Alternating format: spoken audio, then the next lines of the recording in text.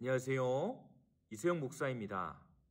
감사하는 삶 살아가고 계신가요? 하나님의 말씀을 온전히 살아내고 계신가요? 11월 23일 목장 기도회 시작하겠습니다. 먼저 사도신경 하심으로 우리의 신앙을 고백하겠습니다. 전능하신 아버지 하나님, 천지의 창조주를 믿습니다. 나는 그의 유일하신 아들 우리 주 예수 그리스도를 믿습니다. 그는 성령으로 잉태되어 동정녀 마리아에게서 나시고 본디오 빌라도에게 고난을 받아 십자가에 못 박혀 죽으시고 정설인 지 사흘 만에 죽은 자 가운데서 다시 살아나셨으며 하늘에 오르시어 전능하신 아버지 하나님 우편에 앉아 계시다가 거기로부터 살아있는 자와 죽은 자를 심판하러 오십니다. 나는 성령을 믿으며 거룩한 공교회와 성도의 교제와 죄를 용서받는 것과 몸의 부활과 영생을 믿습니다. 아멘.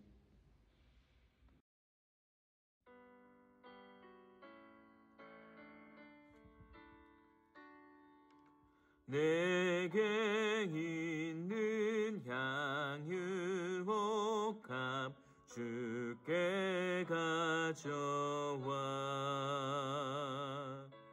그 발 위에 입 맞추고 깨뜨립니다.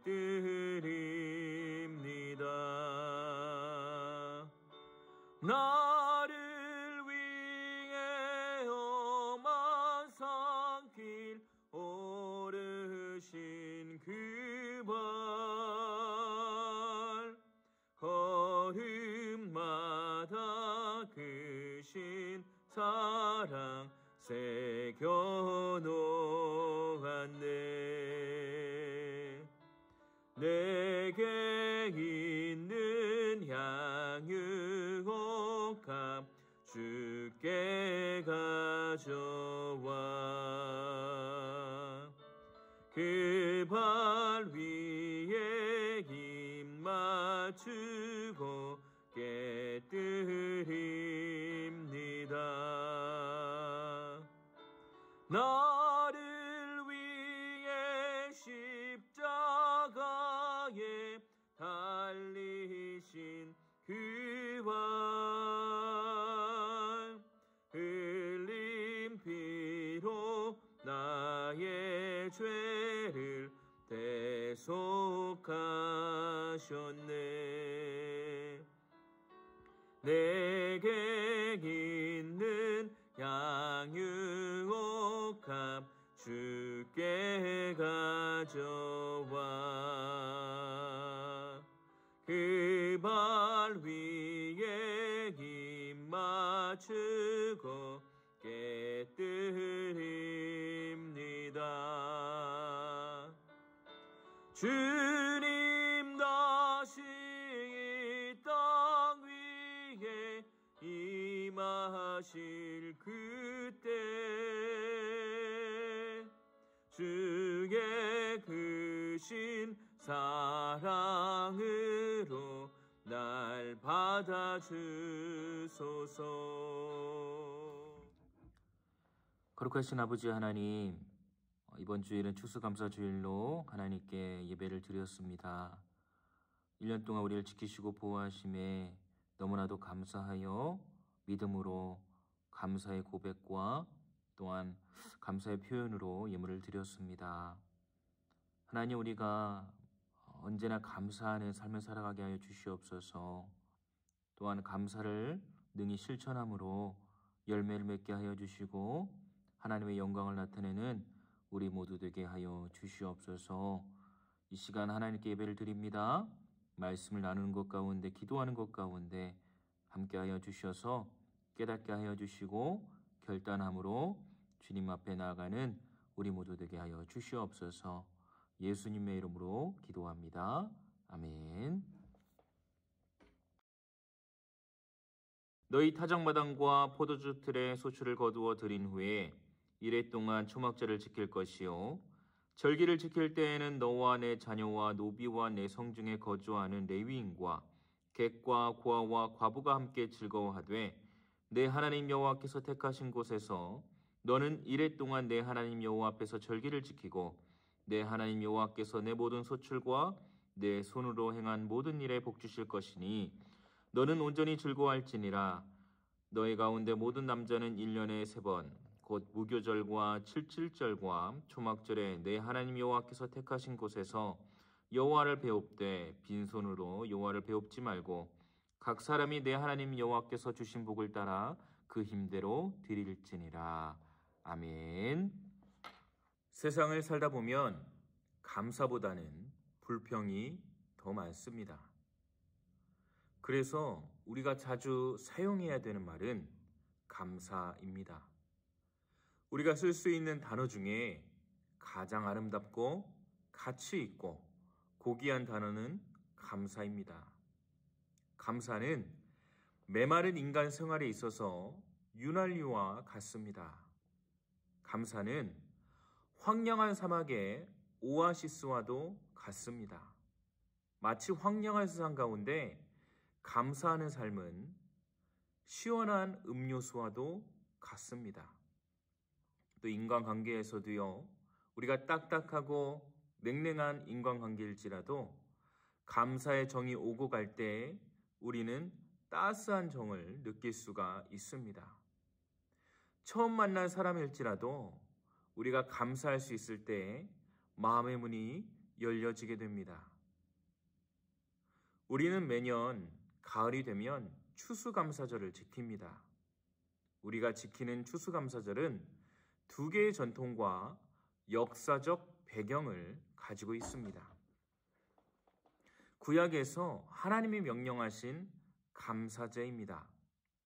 또한 1620년 영국 국교의 종교적 박해를 피해서 102명의 청교도들이 메이플라워라는 배를 타고 65일 동안의 사투 끝에 거친 항해 끝에 아메리카 신대륙에 도착하게 되었습니다. 그들은 이제 마음껏 하나님을 찬양하고 예배하게 되었습니다. 종교적 자유도 얻게 되었습니다. 그러나 그 기쁨도 잠시뿐이었습니다. 그들을 맞이한 것은 겨울의 혹독한 추위와 배고픔과 또 그에 따른 영양실조였습니다. 그래서 102명이 도착했을 때는 그 겨울을 다 나기 전에 44명은 추위와 영양실조로 죽어가야만 했습니다. 살아남은 사람들은 이제 어떻게 생계를 해결해야 될까 고민하게 되었지요. 그때 인디언들이 씨앗도 주고 농사 짓는 법을 알려줬다고 합니다. 그들로부터 농사를 짓는 법을 배우니까 그 농사를 지은 것을 가지고 아주 초라하지만 그 첫 수확물을 그것을 가지고 하나님께 감사제를 드렸습니다. 그것이 바로 추수감사절의 기원이 된 것입니다.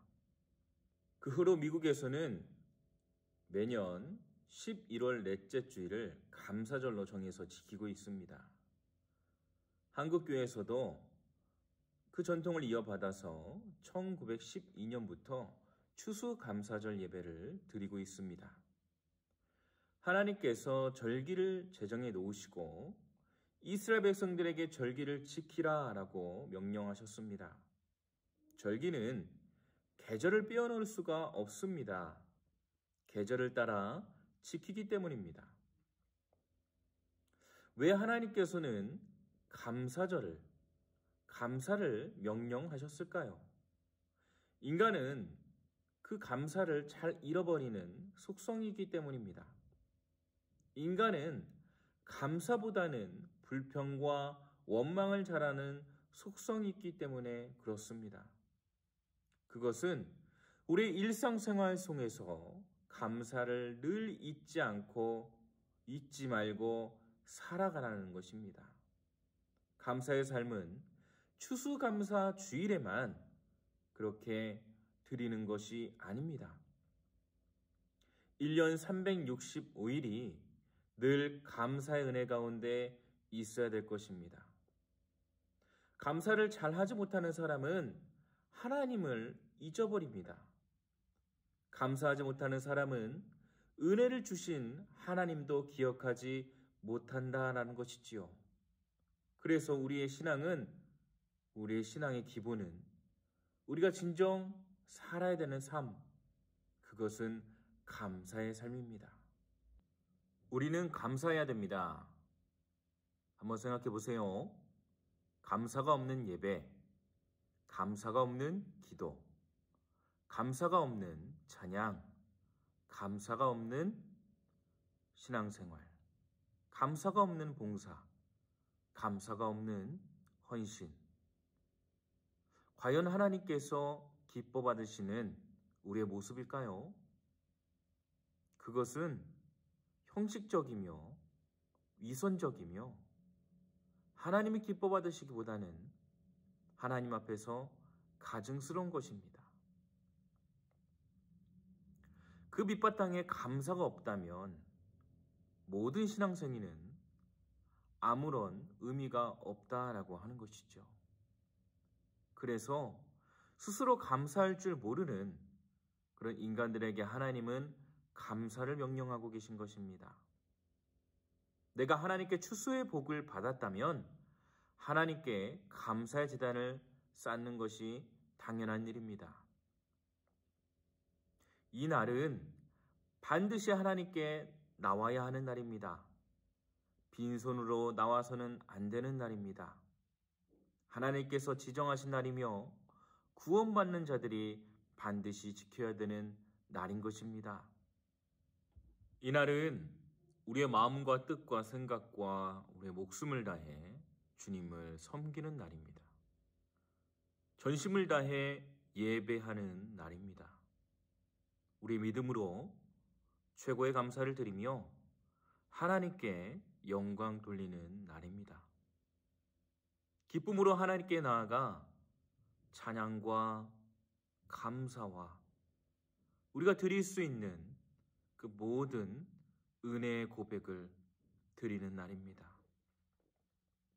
간절히 바라기는 우리가 감사의 고백뿐만이 아니라 감사하는 삶을 실천함으로 그리스도인다운 모습으로 이제 빛 되신 주님을 어둡고 캄캄한 세상에 전하며 하나님의 거룩한 뜻을 이뤄나가시는 우리 귀한 송현 성도님들 되시기를 주님의 이름으로 간절히 축원합니다.